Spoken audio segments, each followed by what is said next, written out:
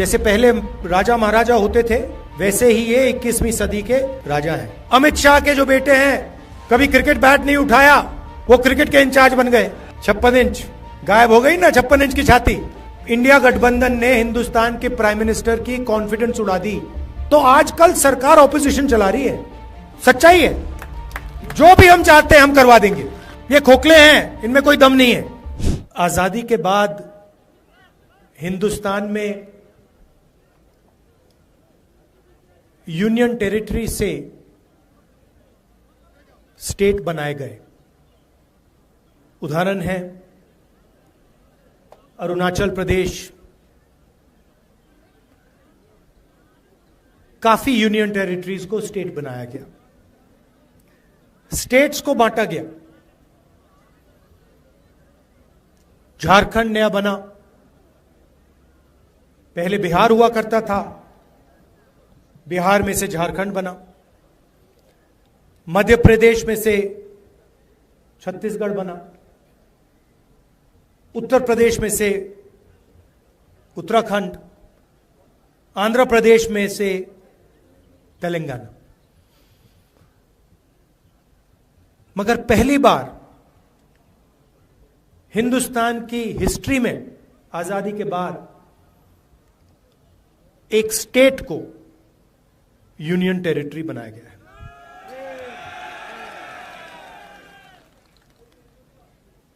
मतलब जब हम यूनियन टेरिटरी को स्टेट बनाते हैं या हम स्टेट को बांटते हैं तो हम लोकतंत्र को गहरा करते हैं, अधिकारों को और गहराई से पहुंचाते हैं।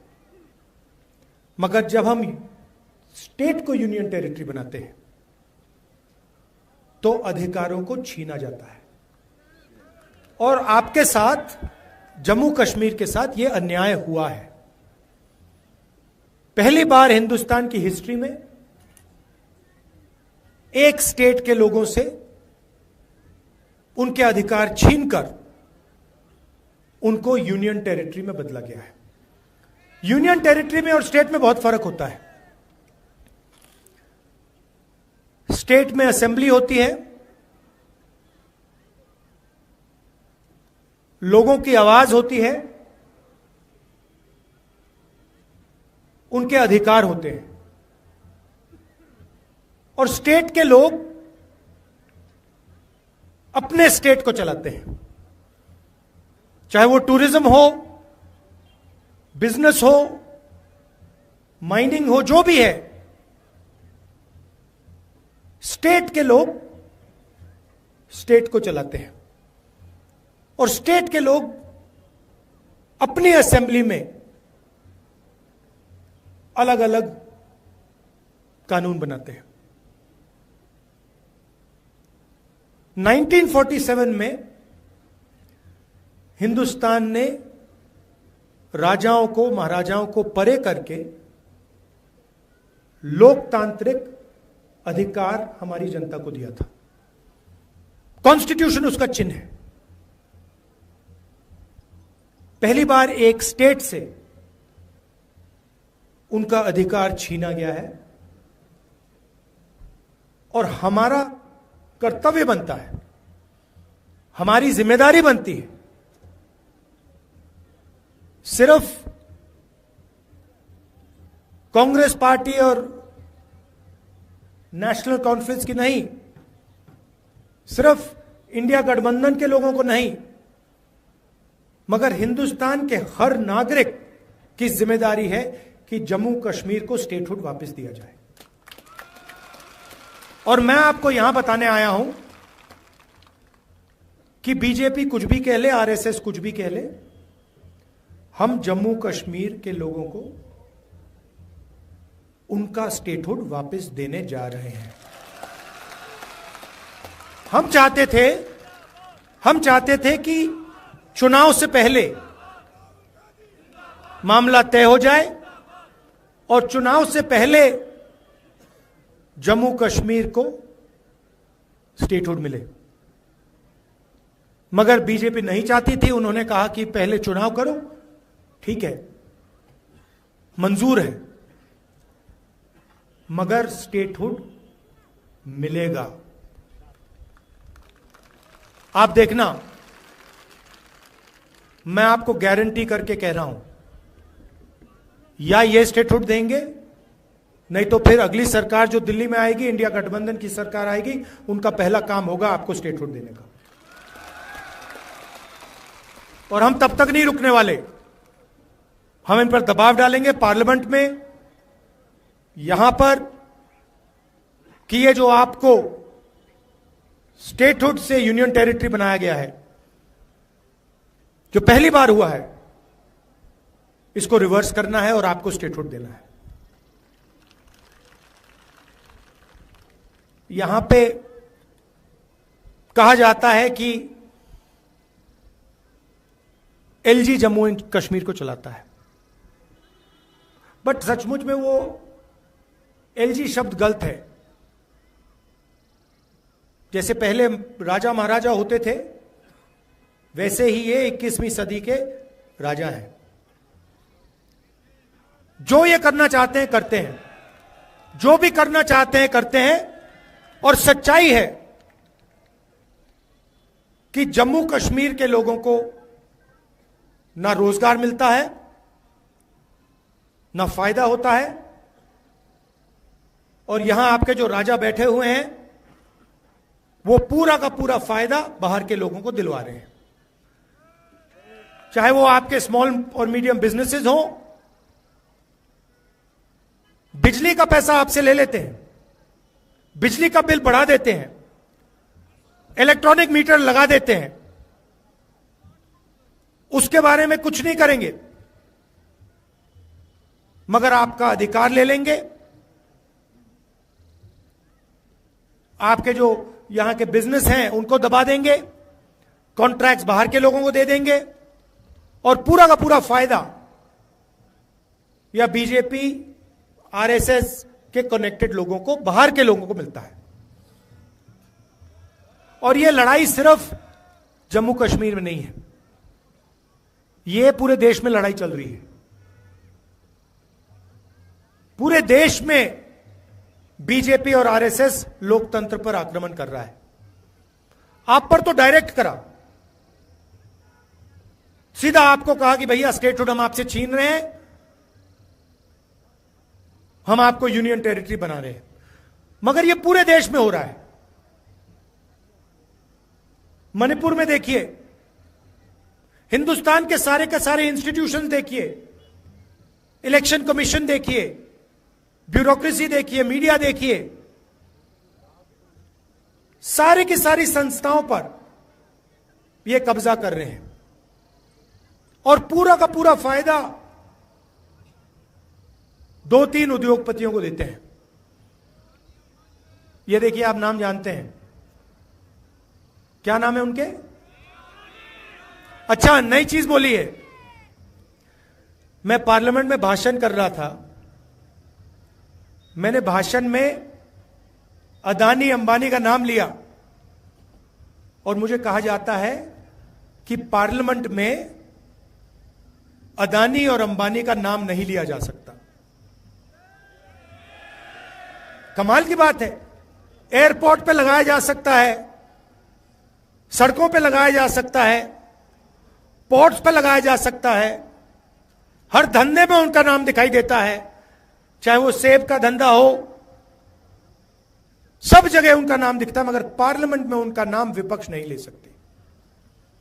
तो फिर मैंने उनसे कहा, मैंने कहा ठीक है भैया, आप कहते हो कि अंबानी अदानी का नाम नहीं ले सकता, तो कुछ तो कहना पड़ेगा, क्या कहूं उनको? तो फिर मैंने स्पीकर सर से कहा कि देखिए, अगर आप चाहते हैं कि मैं अदानी अंबानी का नाम ना लूं, तो फिर मैं वो उनको A1 A2 कह देता हूं। कहना तो पड़ेगा, क्योंकि यह सच्चाई है। सारी की सारी चीजें, सारे के सारे बिजनेस इन 3-4 लोगों को मिलते हैं। अमित शाह के जो बेटे हैं, कभी क्रिकेट बैट नहीं उठाया, वो क्रिकेट के इंचार्ज बन गए।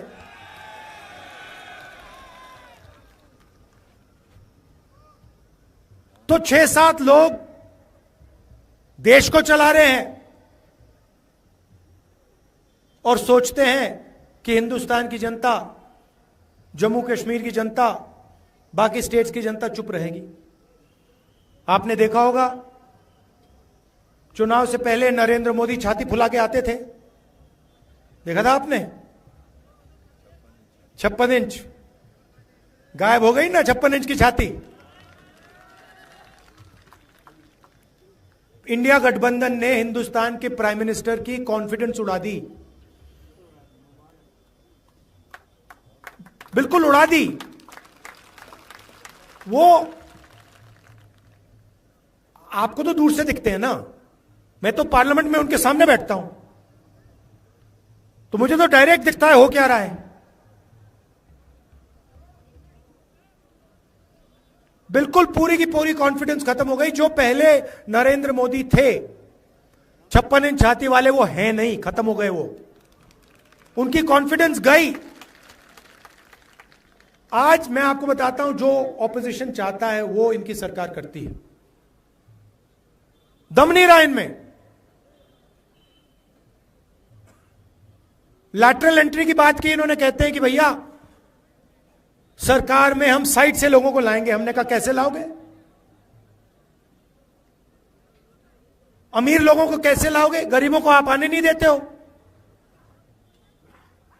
कमजोर लोगों को आप आने नहीं देते हो, ऊपर से आप लैटरल एंट्री करोगे। हम देखेंगे कैसे करोगे।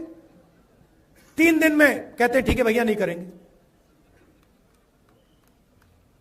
तो आजकल सरकार ऑपोजिशन चला रही है, सच्चाई है। जो भी हम चाहते हैं हम करवा देंगे, और हम स्टेटहुड चाहते हैं, जम्मू कश्मीर का स्टेटहुड हम करा देंगे। लड़ाई विचारधारा की है। एक तरफ नफरत, हिंसा, दूसरी तरफ मोहब्बत, भाईचारा। पूरे देश में ये लोगों को बांटते हैं। एक धर्म को दूसरे धर्म से लड़ाएंगे, हिंदू को मुस्लिम से, मुस्लिम को सिख से, को क्रिश्चियन से। फिर हरियाणा में जाट, नॉन जाट, मणिपुर में किसी और को लड़ा देंगे, उत्तर प्रदेश में किसी और को लड़ा देंगे। जहां भी ये जाते हैं, या एक जात को दूसरी जात से लड़ाएंगे, एक धर्म को दूसरी धर्म से लड़ाएंगे, एक भाषा को दूसरी भाषा से लड़ा देंगे। तमिलनाडु में जाके कहते हैं भैया आप तमिल नहीं बोल सकते, आप हिंदी बोलोगे।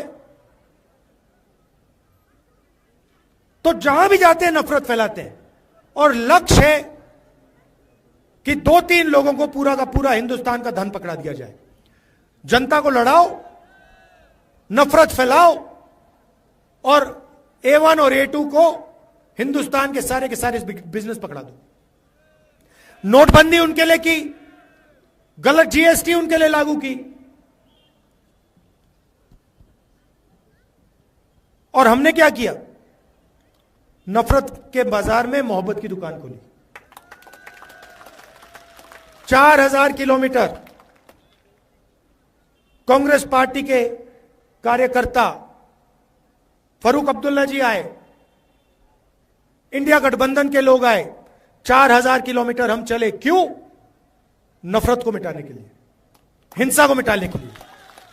और मैंने पार्लियामेंट में कहा डरने की कोई जरूरत नहीं है, कोई जरूरत नहीं है। ये खोखले हैं, इनमें कोई दम नहीं है, डरपोक है ये। 4000 किलोमीटर चले, जहां भी ये नफरत फैलाते हैं हम वहां जाके मोहब्बत की दुकान खोलते हैं। और यही काम हम जम्मू कश्मीर में करेंगे।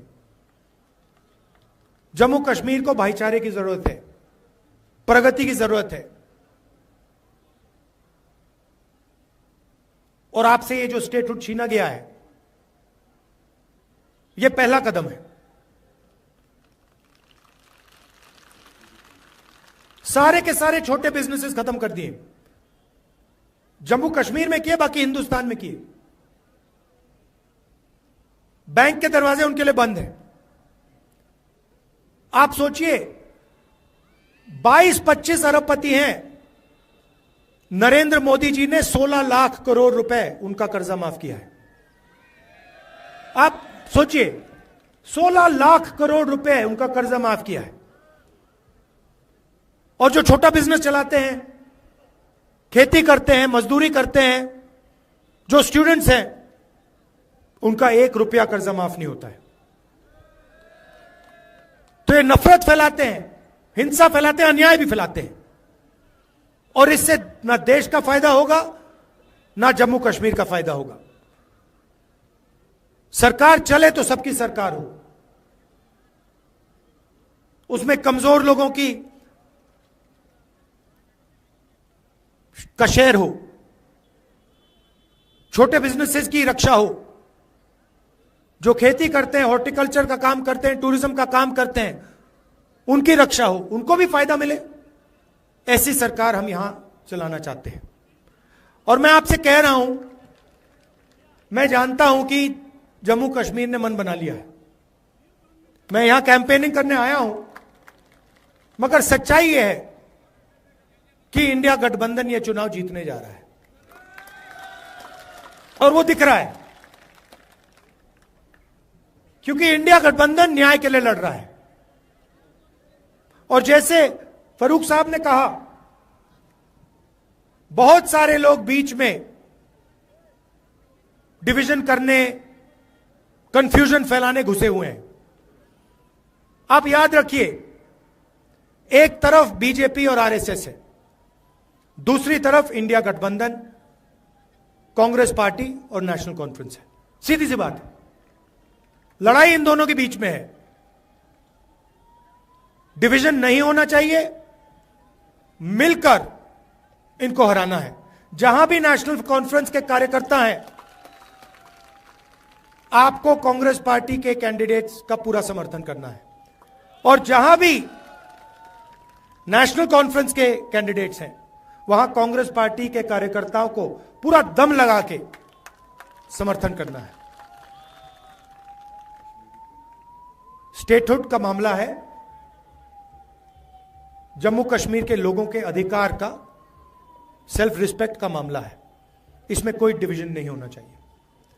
आप जानते हो मेरा आपसे क्या रिश्ता है, और ये मैंने एक दिन में आपको नहीं दिखाया है। आप जानते हो कि आपका हमारा खून का रिश्ता है।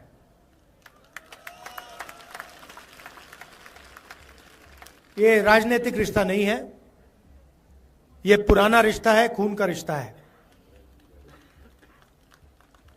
चाहे राजीव जी हो, इंदिरा जी हो, जवाहरलाल नेहरू जी हो, ये बहुत पुराना रिश्ता है। और जो भी आप मुझसे चाहें, जो भी आप मुझसे चाहें, मेरे दरवाजे आपके लिए खुले हैं। मैं पार्लियामेंट में आपकी सेवा करना चाहता हूं।